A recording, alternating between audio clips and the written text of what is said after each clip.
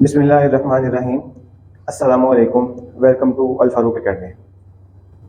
अच्छा, तो स्टूडेंट्स, हम लोगों ने अपना चैप्टर नंबर 4 स्टार्ट किया हुआ था और हम लोगों ने इसकी एक्सरसाइज 4.4 स्टार्ट की थी। एक्सरसाइज 4.4 के हम लोगों ने सारे के सारे क्वेश्चन कर लिए थे। बस हमारा एक लास्ट क्वेश्चन रह गया था, जो कि है क्वेश्चन नंबर 6। इसमें वो हमें क्या कहता है, उसे हमें क्वेश्चन दिया हुआ है। वो कहता है कि आप लोगों ने क्या करना है, आप लोगों ने ए की और बी की वैल्यू फाइंड करनी है। तो देखें, अगर ये क्वेश्चन पेपर में आता है तो ये लॉन्ग का क्वेश्चन बनता है हमारे पास। तो आप लोगों ने बड़े ध्यान से देखना है इसको। मुश्किल बातें नहीं है, बातें आसान ही है। बस थोड़ा सा आप लोगों ने ध्यान रखना है, अपनी तवज्जो दिखानी है, तो फिर इंशाल्लाह जो है बिल्कुल भी कोई मुश्किल आपके लिए नहीं रहेगी। ठीक है, तो हम लोग चलते हैं अपने क्वेश्चन की तरफ। जी देखें, तो उसने मेरे क्वेश्चन दिया हुआ है √3 - 1 divided by √3 + 1 plus √3 + 1 divided by √3 - 1। वो हमें खुद कह रहा है कि ये किसके इक्वल है, a + b √3। तो पहला स्टेप तो हमारा वही है कि हम लोग क्या करते हैं, हम लोग सॉल्यूशन लिख के अपने क्वेश्चन को रिपीट कर लेंगे। तो √3 - 1 divided by √3 + 1 plus √3 + 1 divided by √3 - 1 equal to a + b √3। अब देखें, बात कुछ इस तरह हमारे पास कि जो हम लोगों ने इससे पहले क्वेश्चन किए थे, जिनके डिनोमिनेटर में अंडर रूट का साइन था, उसने हमें खुद भी कुछ बातें ऐसी कही थी कि उसने कहा था कि रैशनलाइज द डिनोमिनेटर। तो हम लोगों ने डिनोमिनेटर को उसके कॉन्जुगेट से मल्टीप्लाई किया था और डिवाइड भी किया था, और उसके साथ हम लोगों ने इसको सिंप्लीफाई किया था, हमारे पास आंसर आ गया था। अब देखें, इसको भी हम वैसे कर सकते हैं, लेकिन अगर मैं इस क्वेश्चन पे थोड़ी सी तवज्जो दिखाऊं अपनी, कि देखें यहाँ पे डिनोमिनेटर में √3 + 1 है और इधर डिनोमिनेटर में √3 - 1 है। और इसके साथ साथ दूसरी चीज़ ये, हम ये भी देख रहे हैं कि दो फ्रैक्शन है और दरमियान में प्लस का साइन है। तो हम लोगों ने ये बात भी पढ़ी हुई है कि अगर हमारे पास दो फ्रैक्शन हो और दरमियान में प्लस का साइन हो या माइनस का साइन हो, तो हम लोग एलसीएम लेते हैं। तो देखिए, दो फ्रैक्शन आ गई, दरमियान में प्लस का साइन आ रहा है, तो हम लोग इसका एलसीएम लेते हैं। अब देखें, एलसीएम लेंगे जब हम लोग, तो एलसीएम में एक तरफ लिखा हुआ है √3 + 1, एक तरफ लिखा हुआ है √3 - 1। तो इस बात का मतलब है कि एलसीएम में ये दोनों टर्म्स आ जाएंगी। कौन कौन सी? √3 + 1 और √3 - 1। तो देखिए, हम लोगों ने एलसीएम लेना सीखा हुआ है कि जब भी हम लोग एलसीएम लेते हैं, जो भी एलसीएम का आंसर आता है, जिस जिस फ्रैक्शन का हम लोग एलसीएम ले रहे थे, अपने जहन के अंदर उस एलसीएम के आंसर को तमाम फ्रैक्शन से हम लोग मल्टीप्लाई करेंगे। तो जब मैं इसको एलसीएम के आंसर को इस फ्रैक्शन से मल्टीप्लाई करता हूँ, तो मैं क्या देखता हूँ कि √3 + 1 इस √3 + 1 से कैंसिल हो सकता है। तो बाकी एक √3 - 1 ये बचा, एक √3 - 1 ये बचा। तो दोनों को मैं एक मरतबा इकट्ठा लिख देता हूँ, √3 - 1 इंटू √3 - 1 प्लस, अब यहाँ पे देखें आप लोग, दूसरी फ्रैक्शन में जब मैं इसको उठाकर इधर मल्टीप्लाई करूंगा, तो ये √3 - 1 इस √3 - 1 से कैंसिल हो जाएगा। तो बाकी बचेगा एक √3 + 1 ये वाला और एक √3 + 1 ये वाला। तो हम लोग लिखेंगे √3 + 1 इंटू √3 + 1। अब ये किसके इक्वल आ जाएगा, उसने हमें बताया हुआ है a + b √3 हो गया। अब देखें, प्लस से पहले और प्लस के बाद दोनों सेम टर्म्स हैं जो कि मल्टीप्लाई में है। इसको हम लोग कह सकते हैं √3 - 1 का होल स्क्वायर प्लस √3 + 1 इंटू √3 + 1 इस पूरे का होल स्क्वायर मैंने कह दिया। ठीक हो गया। अब यहां से क्या होता है, मेरे पास डिनोमिनेटर में देखें आप लोग, नीचे भी एक फॉर्मूला बन रहा है a plus b into a minus B.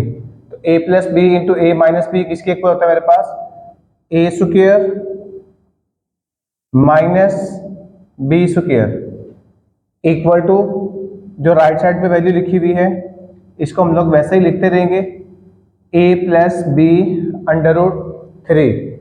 अब देखें यहां पे एक फार्मूला आ रहा है हमारे पास, a minus b whole square plus a plus b whole square. अब देखें आप लोगों ने जो फॉर्मूला पढ़ा है वो इस तरीके से पढ़ा कि मैं आपको देखिए दिखाता हूं कि हम लोगों ने इस तरह के दो फार्मूलाज पढ़े थे जिसमें मामूली सा डिफरेंस था। हमने पढ़ा था a plus b whole square plus a minus b इस पूरे का होल स्क्वायर इक्वल टू, हमने कहा था ये इक्वल था हमारे पास किसके, 2 time of A square plus B square. एक हम लोगों ने ये पढ़ा था और इसके साथ ही हमारे पास एक फॉर्मूला जो हम लोगों ने इस्तेमाल किया था वो था a plus b whole square minus a minus b whole square equal to 4ab। हम लोगों ने ये दो फार्मूलाज पढ़े थे, इन दोनों में डिफरेंस सिर्फ एक साइन का था। हमने कहा था कि अगर a plus b whole square plus a minus b whole square है तो हम कहते थे कि इक्वल होता था 2 time of A square plus B square, और हमने देखा था a plus b whole square minus a minus b whole square ये इक्वल आता था हमारे पास किसके, 4ab के। अब देखें इन दोनों में से जो पहले वाला फॉर्मूला है वो यहाँ पे अप्लाई हो रहा है, बस इन दोनों में डिफरेंस ये है कि यहाँ पे प्लस वाली वैल्यू पहले लिखी हुई है, माइनस वाली वैल्यू बाद में लिखी हुई है। जबकि मैं इस क्वेश्चन में देखता हूँ माइनस वाली वैल्यू पहले लिखी हुई है, प्लस वाली वैल्यू बाद में लिखी हुई है। देखें इससे फर्क तो कोई भी नहीं पड़ता, क्योंकि देखें इसके स्टार्ट में भी प्लस का साइन है, इसके स्टार्ट में भी प्लस का साइन है। ये दोनों वैल्यूज पहले वाले फॉर्मूले में अगर ये दोनों वैल्यूज आगे पीछे हो जाती हैं तो फर्क नहीं पड़ेगा, हम लोग कहेंगे वो किसके इक्वल है, 2 time of A square plus B square. जबकि इसमें ऐसे नहीं है, इसमें हम लोगों ने इस अरेंजमेंट को देखना है कि भाई ए माइनस बी होल स्क्वायर बाद में आएगा। क्यों, हम ये देख रहे हैं इसके साथ कोई साइन नहीं तो इसके साथ प्लस का साइन है, इसके साथ माइनस का साइन है, समझ गए। तो हम इसमें ये नहीं कह सकते a minus b whole square minus a plus b का होल स्क्वायर, ऐसे हम लोगों ने नहीं कहना। ठीक हो गया, अरेंजमेंट का हम लोगों ने बड़ा ध्यान रखना है। तो देखिए यहां से क्या होता है हमारे पास, मैं क्या करता हूं, इस प्लस वाली वैल्यू को पहले लिख देता हूं और इस माइनस वाली वैल्यू को मैं बाद में लिख देता हूं।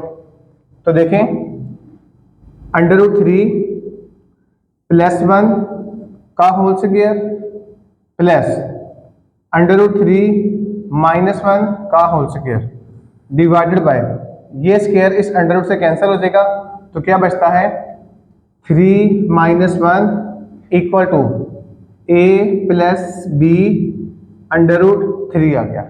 अब देखें हम लोगों ने वो जो पहले वाला फॉर्मूला है उसकी फॉर्म में इसको लिख दिया, वो क्या बन रहा है ए प्लस बी इसका whole square plus a minus b इसका होल स्क्वायर, ये किसके इक्वल आएगा हमारे पास 2 time of A square plus B square. यहाँ पे ए से क्या मुराद है हमारे पास, अंडर रूट 3 ए की जगह पे है और प्लस 1 बी की जगह पे है, तो ये ए प्लस बी का whole square plus a minus b का होल स्क्वायर, तो हम लोग क्या कहेंगे 2 time of A square plus B square divided by 3 minus 1 किसके इक्वल आ जाएगा, 2 के इक्वल आ जाएगा, equal to a plus b under root 3 आ गया।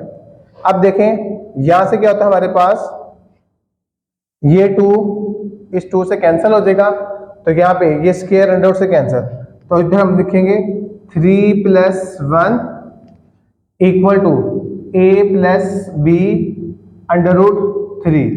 अब देखें 3 और 1 को हम लोग ऐड करेंगे तो क्या होगा हमारे पास 4 is equal to a plus b under root 3।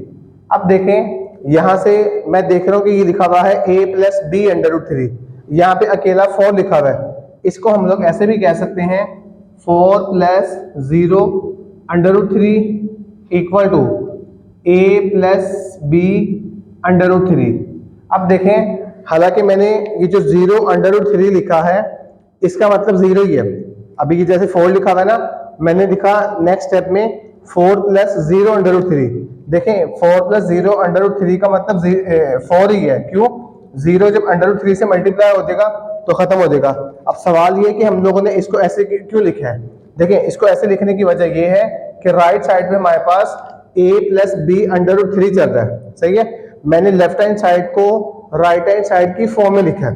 तो देखें अब यहाँ पे मैं देखता हूँ इक्वल टू की लेफ्ट साइड पर अकेली वैल्यू कौन सी लिखी हुई है 4, इक्वल टू की दूसरी साइड पर अकेली वैल्यू क्या लिखी हुई है a। तो मैं कह दूंगा 100 a किसके इक्वल आ जाएगा 4 के इक्वल आ गया, कॉमा, और दूसरी तरफ देखें इधर लिखा हुआ है √3 के साथ b, और लेफ्ट साइड पर √3 के साथ क्या लिखा हुआ है 0। तो मैं कह दूंगा b = 0। तो ये देखें बड़े आप लोगों ने तवज्जो से देखे ना, हम लोगों ने क्या किया कि यहाँ पे जब था a + b² + a - b², हमने कह दिया ये किसके इक्वल होता है 2 time of a² + b²। Square under root से कैंसिल हो गया, हमारे पास +1 ये आ गया, 1 का स्क्वायर 1 होता है, 3 ये आ गया, ये 2 इस 2 से कैंसिल हो गया। तो 3 में मैंने 1 को ऐड किया तो 4 आ गया। अब लेफ्ट साइड पे लिखा हुआ आ गया 4, राइट साइड पे जो हमारे पास चल रहा है साथ साथ वो लिखा हुआ a + b√3। अब देखें जब a + b√3 है, इधर लेफ्ट साइड पे हमारे पास लिखा हुआ है सिर्फ 4। मैंने इस 4 को यानी कि लेफ्ट हैंड साइड पे जो वैल्यू लिखी हुई है इसको मैंने इसके इक्वल लिखा है। जिस फॉर्म में ये लिखा हुआ है लेफ्ट साइड पे जो वैल्यू है उसको भी हम लोगों ने इसी फॉर्म में लिखना है। तो मैंने क्या कहा, मैंने ये 4 लिखा, 4 के साथ मैंने प्लस कर दिया 0√3। देखें 0√3 का मतलब 0 ही है, क्योंकि 0 किसी भी चीज से जब मल्टीप्लाई होगा तो 0 कर देगा। तो 4 + 0 4 ही होता है। अब मैंने देखें दोनों को जब मैंने आपस में कंपेयर किया तो मैंने देखा लेफ्ट साइड पर अकेली वैल्यू लिखी हुई थी 4, राइट साइड पर अकेली वैल्यू लिखी हुई थी a। तो मैंने कह दिया a = 4। लेफ्ट साइड पर √3 के साथ 0 लिखा हुआ था, राइट साइड पर √3 के साथ b लिखा हुआ था। तो मैंने क्या कह दिया b किसके इक्वल आ गया हमारे पास 0 के। तो यही हमारे पास वैल्यू आ गई। असल में हम लोगों ने पीछे एक टॉपिक पढ़ा था चैप्टर नंबर 2 पे, हम लोग कहते थे कि रियल वैल्यू हमेशा रियल वैल्यू के इक्वल होती है और इमेजिनरी वैल्यू हमेशा इमेजिनरी वैल्यू के इक्वल होती है। तो अगर आप लोग उधर देखेंगे तो आपको उसका अंदाजा हो जाएगा कि हम लोगों ने यहाँ पे जो रियल वैल्यू यानी कि जो अकेली वैल्यू है वो अकेले नंबर के इक्वल आएगी, जो √3 के साथ लिखा हुआ है वो √3 के साथ वाली वैल्यू के इक्वल आएगा। तो इस तरह बच्चों हम लोगों ने एक्सरसाइज 4.4 को कंप्लीट कर लिया। आप लोगों ने इस क्वेश्चन को बड़े ध्यान से करना है, इसमें कोई भी मसला हो आप लोग पूछ सकते हैं। तो आप लोगों ने चैप्टर 4 के सारे नोट्स अपने कंप्लीट करने हैं। तो जी बेटा इस तरह हम लोगों ने अपनी एक्सरसाइज 4.4 कंप्लीट कर लिया है। उम्मीद है कि आप लोगों ने इसके सारे के सारे नोट्स साथ साथ बनाए होंगे। तो इस तरह आप लोगों ने क्वेश्चन नंबर 6 की भी नोट्स को कंप्लीट कर लेना है। तो उम्मीद है कि आपको समझ आ गई होगी। अगर अभी तक आप लोगों ने हमारे चैनल को सब्सक्राइब नहीं किया तो इसको आप सब्सक्राइब करें और वीडियोस को आप लाइक करें। इस क्वेश्चन से रिलेटेड या कोई भी क्वेश्चन आपके जहन में हो आप कमेंट्स में पूछ सकते हैं, इंशाल्लाह आपका उसका आंसर हम लोग कर देंगे। ठीक है, तो आज के लिए इतना काफी है, बाकी इंशाल्लाह नेक्स्ट टाइम। ओके, अल्लाह हाफिज।